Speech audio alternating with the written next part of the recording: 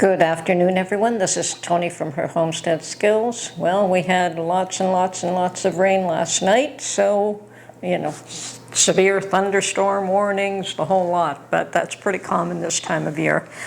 On the other hand, that means that the garden will be well watered, and I don't have to look at it. Not today anyway. Perhaps if it dries up a bit, tomorrow I will be doing some weeding. So today, other things, of course, have cropped up. Now I am looking at doing some more freeze-dried things. I haven't quite planned what I'm going to do. A number of you have been asking me what effect that is having on my electrical costs. And really, I can't say. It's pretty much negligible because you stop using one thing and you start using something else. And I mean, we run electric heaters and we run when in the cool months, and then we run air conditioning units when it gets a little bit warmer. And I haven't been using the freeze dryer a lot lately, so like I said, it's pretty negligible. I can't really say that it's had any serious costs associated with it. Now, if I was running it every day and probably trying to do some commercial stuff, although I understand you got to be very careful with that. You better be in a proper commercial kitchen environment, or unless you're just making candy. And I do understand that a number of people do buy these units in order to start a freeze-drying business. And as I said here, I don't even know what the implications of that will be. I once tried to start a soap-making business, and of course, even with that, we had to be very cautious of what ingredients we added to it, and there were definitely government regulations and stipulations and all of that. And although I no longer try to sell soap as a business at all, I still get notifications from the government based on changes to the cosmetic requirements, whatever that is. And because I don't care, I just ignore those. Now, Canada is having its own share of issues. There has been, on the upside, I suppose, we did our first interest rate decrease yesterday by 1/4 point.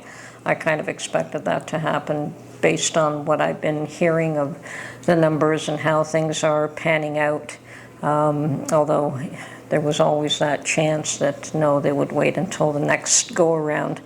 However, that is definitely a relief and a blessing to those that have mortgages coming due, because mortgages here are hefty and they're huge, and people that have been paying 1.9% and are now paying 5, 6, 7, 8, or 9%.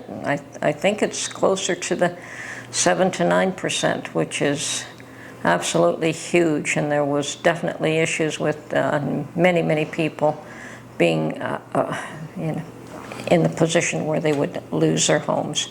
I still don't really see prices going down because of that. I don't see a market crash this time of year. And I've watched 2 booms and busts, and this one's different. Unfortunately, there's still far too many people and a shortage of housing. So it's not a matter of that the prices have gone up too high because of speculation and whatever.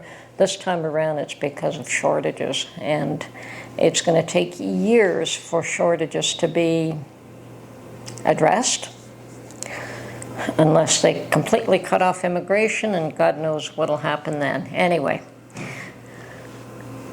as I said, for some people watching the interest rates slowly decline of interest rates, going down 1/4 point and maybe another 1/4 point in July, hopefully, for these folks that will have their mortgages having to be renewed this year, and there are a lot of those folks there.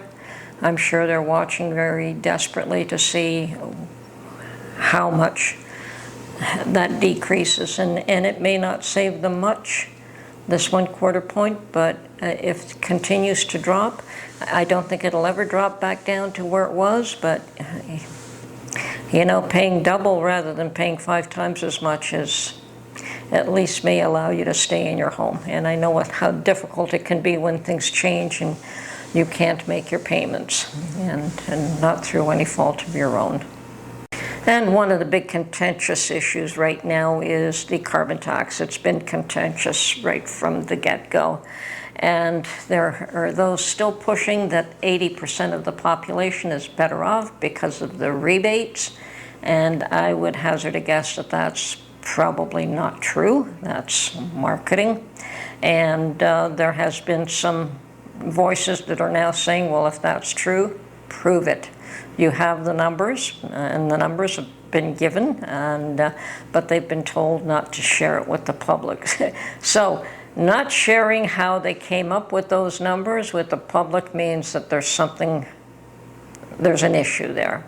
And what I also have heard, and of course it needs to be verified by making all these numbers public, is that no, 80% are not better off, 60% are actually worse off if you factor in other issues. So we'll have to see what comes of that. Apparently that there is a bit of a dispute going on in the government. We'll see what comes of that. The next big issue, of course, is the fact that it has come to light that there are a number of members of Parliament who have been influencing certain things to the detriment of the country from a foreign interference. And that foreign interference could be anybody. It isn't stipulated. But apparently they know who these people are, and they have declined to call them out.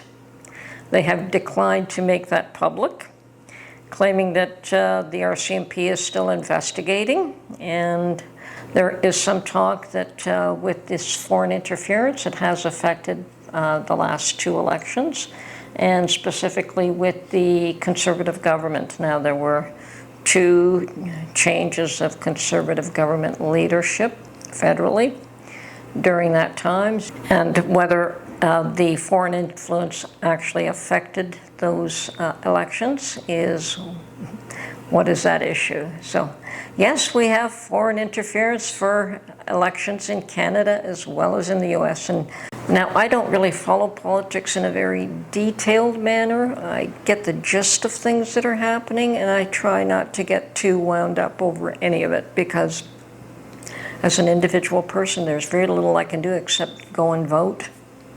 And of course, that's what I do. And I try not to, as I say, get too wound up, get very upset, and I try not to wind Mark up, because that's he's got very strong opinions on this as well. Anyway, as I said, I've got some plans for my freeze dryer, and I'll let you know what they are when I actually move forward with them. So this is Tony from her Homestead Skills. Hope you enjoyed this video, and we will talk to you soon. Bye for now.